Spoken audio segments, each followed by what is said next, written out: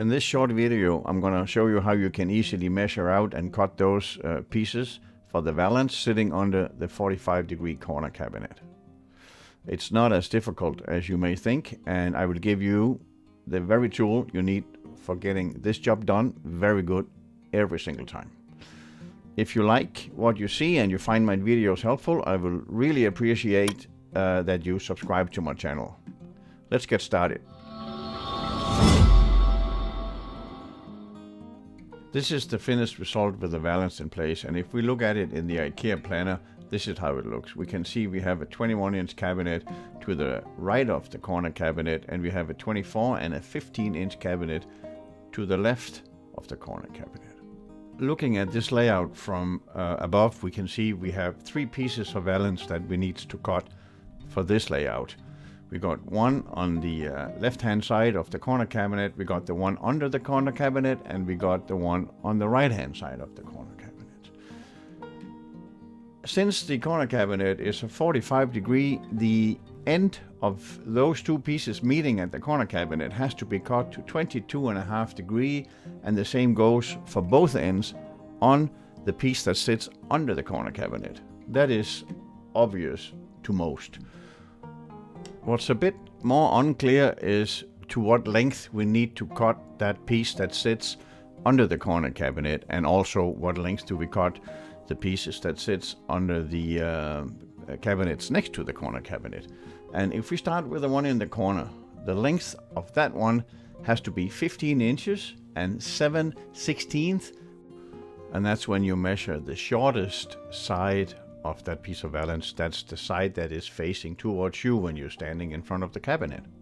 As you recall, that the ends of that piece has been cut to 22.5 degrees, so it's important that you measure on the shortest side of that piece. Now to the length of the other pieces.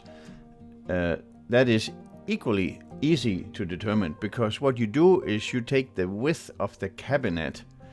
If you have one cabinet, there's only one number, and if you have 2 or 3 cabinets, you just add the width of those cabinets, and then you add 13/16 of an inch, and again, it's on the shortest side of the valance, right? So that is the one that is facing towards you when you're standing in front of the finished cabinet. So let's just add that length of the centerpiece to this slide again for you to have them in the same picture. This is what you want to write down. This is what you want to take with you, and then I guarantee you that the length of the valance when you put it up will be absolutely perfect.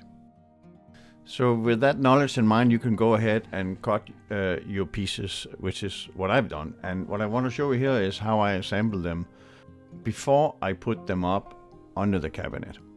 I simply take those 3 pieces, put them flat on the surface, and then I screw them together, so I have one long piece to hold up.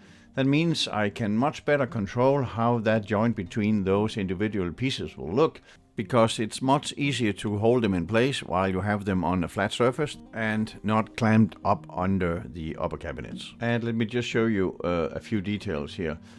The first thing you may notice is that I've added the foam strip that comes with the valance. This is an important part you don't want to throw out, because that foam strip will prevent light from shining through under the cabinet towards you between the cabinet and the valance. So put that on as well. Next up onto the valance is to have a look at the bracket that will keep that valance sitting firmly tightened and secured under the upper cabinets. This is a very stiff bracket that's provided for these Axstat matte white valance, and you just put them on wherever you want. I add one at each end of the piece of valance, obviously, and then if it's a wide cabinet, I will add one in the middle, maybe even 2 if the valance is stretching over 2 or 3 cabinets.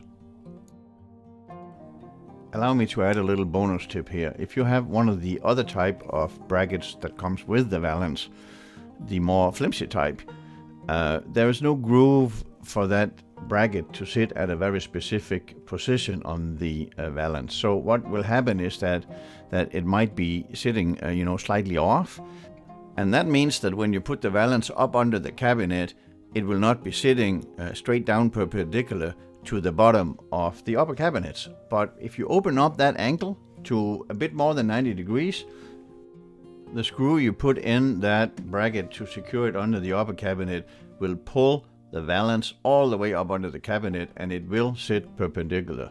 It will look much better than if you don't open up that angle.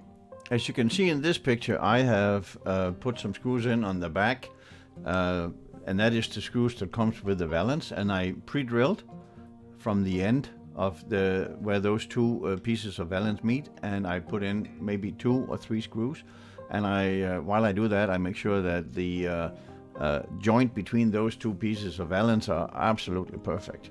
And that means when I have done that with all 3 pieces in this case, and I lift it up and clamp it under the upper cabinets, I can put it exactly in the correct position and attach it to under the cabinets.